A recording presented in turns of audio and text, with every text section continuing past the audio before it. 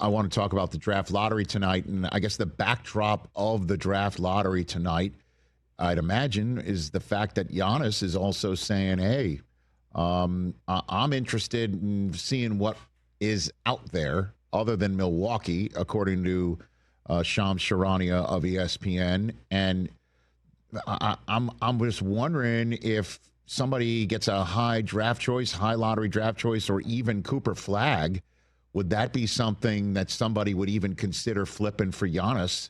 Certainly if it's a team that somehow lucks into getting Flagg and having already a terrific roster. I'm wondering what you think of this, Jay, for tonight. Yeah. I mean, if somebody lucks into it that's got a roster where he is the cherry on top, I could see that. If you're building, though, like I just can't imagine being, Charlotte or Washington and Utah, whatever, and giving up Cooper Flagg.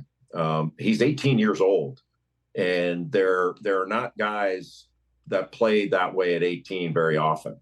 And he's as complete a player, like I've talked about it, like he's the best freshman Duke's ever had. And that's saying something. They've had some amazing players and amazing freshmen. Now I'm not projecting out saying, okay, he's going to be the best player Duke's ever had. I still think that's Grant Hill, but you put Kyrie Irving in there and Jason Tatum and all that stuff. But he's the real deal. And his level of competitiveness, especially at that age, is kind of hard to fathom. And he impacts the game on both ends. Like he's not only a two-way player, he's a great player on each end of the floor.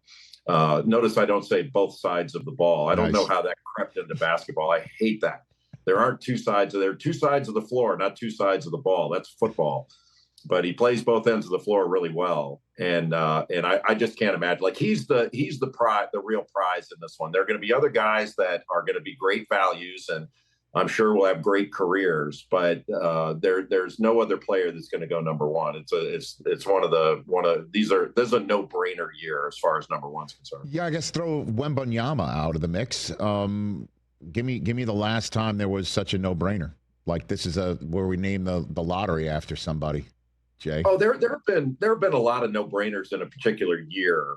But after Flagg this year, like it's kind of an interesting time in the draft process, Rich, because players in college can get paid now. It's kind of eliminated the sophomore and junior leaving early to go into the NBA. Because they can wait until they're truly ready because they're making legit money in college now. So you still have the one and dones, and you've got the guys who've exhausted their eligibility and some internationals, but you don't have the same kind of depth of players because some of the guys that stayed to be sophomores, stayed to be juniors, they're not bailing out because they don't need to just yet. They're making really good money and having a good experience in college. That's helping the college game. I happen to think that helps the NBA. Doesn't help the draft night. It's not there are going to be some spots in the draft you're going to go, wait a minute, wouldn't you rather have this guy or that guy? He's not available. He's not in the draft. So maybe it's not going to help draft ratings, but having players stay in school longer, ultimately, I do think helps the NBA because they get players that are more prepared to contribute when they get there. Catch the Rich Eisen Show live weekdays from 12 to 3 p.m. Eastern on Roku Sports Channel in the U.S.